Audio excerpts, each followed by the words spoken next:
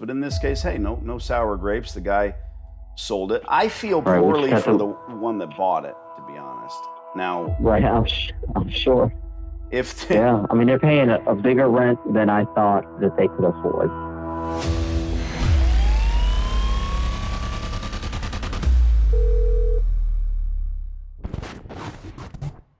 rent it from you for the next 15 years or so, if the stars align.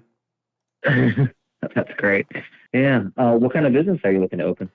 I'm in the laundry business. I do coin laundromats, and therefore I'm interested in that particular spot that has, to put it gently, an antiquated laundromat already in place, if you're aware.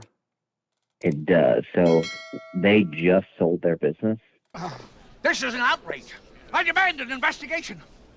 You can't sell our seats. A Duke has been sitting on this exchange since it was founded. We founded this exchange. It's ours. It belongs to us. The new owner, maybe signed that lease amendment as an assignment and lease amendment and extension a month ago, maybe two. So I think they're in the process of upgrading it. I hope so. Yeah. We let me tell you my history briefly. I bought a laundromat too, almost 25 years ago. Big mistake. I should not have done so. I should not have given someone money for their failed business. Otherwise, they wouldn't be selling it. And I learned that lesson, and what I've done since is precisely what I'm doing now. We scout existing stores. We reach out to the landlord or their agent, in this case, Chris. I let you know, hey, I'm interested in signing a lease, not buying the guy's failure, not throwing money at this already beaten horse. And when it works well. Sometimes it's timing, obviously. Sometimes it has to do with, again, the proper alignment of those stars. But in this case, hey, no sour grapes. The guy sold it. I feel poorly for the one that bought it, to be honest. Now, right, I'm sure. Yeah, I mean, they're paying a bigger rent than I thought that they could afford. Well, you know what that tells me? They don't look, dude. These people are typically 50 plus years old. They've run other successful businesses, or they're a doctor, a lawyer, a candlestick maker, and they say, I've got to scratch this itch. I want to have a cash business. And they run out and do what? They buy a laundromat just because, and it's usually 300 grand, and then they say, well, I got it for 295. I made a hell of a deal. That's not right. How can the price be going down? Something's wrong. Where's Wilson? What are they doing here? They're selling, Mortimer. Well, that's ridiculous. Unless that crop report... God help us! I don't know any of the details of this spot. I only deal with you. Now, if they have a plan to retool, to renew the equipment, good for them. What they really paid for is the infrastructure. I don't pay for the infrastructure. I'm just looking to lease the spot. So at the end of the day, if and when this spot comes available, we'll cut to the chase. Let me know. I hope they do well. I hope that they renew. I hope that they retool.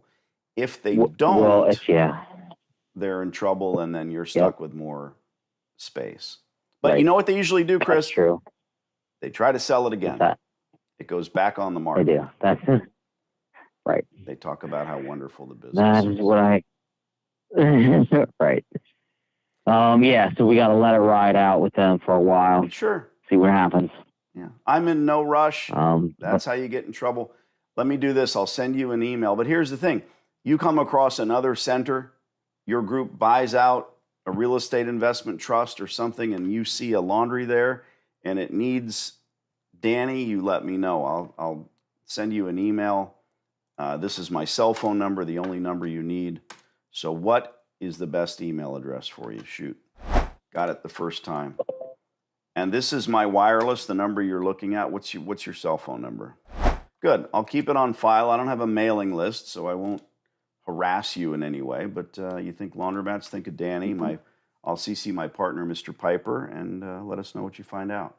Again, I think we're both in the understanding. I mean, this it's just sad. I don't think anyone should ever buy a laundromat, but it continues to proliferate over and over again, and the people that buy them end up getting screwed. If they throw enough money at it, they'll convince themselves that the cash flow is profit, but it's two different things. You know what I mean? Right. Yeah. All right, dude. Yeah, for sure. Thanks for the time. Yep. All right, sounds good. All right, thank you. So, Antoine, here's a number that we've been calling for how long? I think 2 or 3 times. Okay. So 2 or 3 times equals 2 or 3 weeks. The guy doesn't answer the phone. The guy doesn't return calls. And then finally he decides that he's in the right mood to pick up.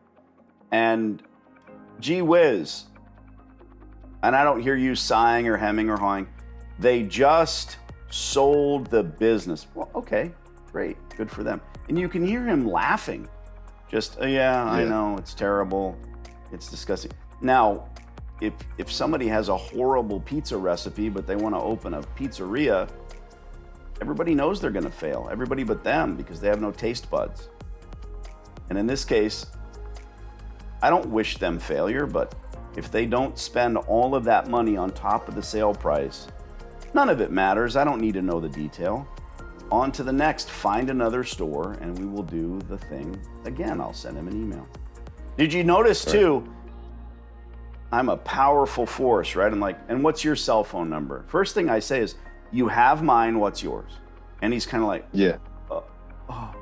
There's that moment like, oh, I don't give my cell phone number out. Yeah. But he did. And so now we have a good contact for him. All part of the deal. I'm just happy to get somebody on the phone.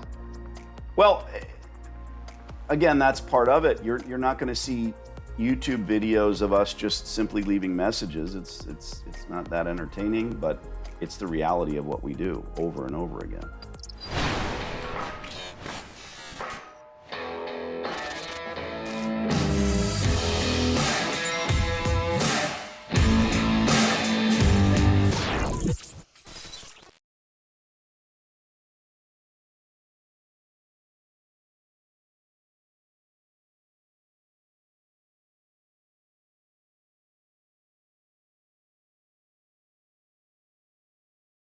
I'm pretty sure this hot water heater's got a few more good years left in it.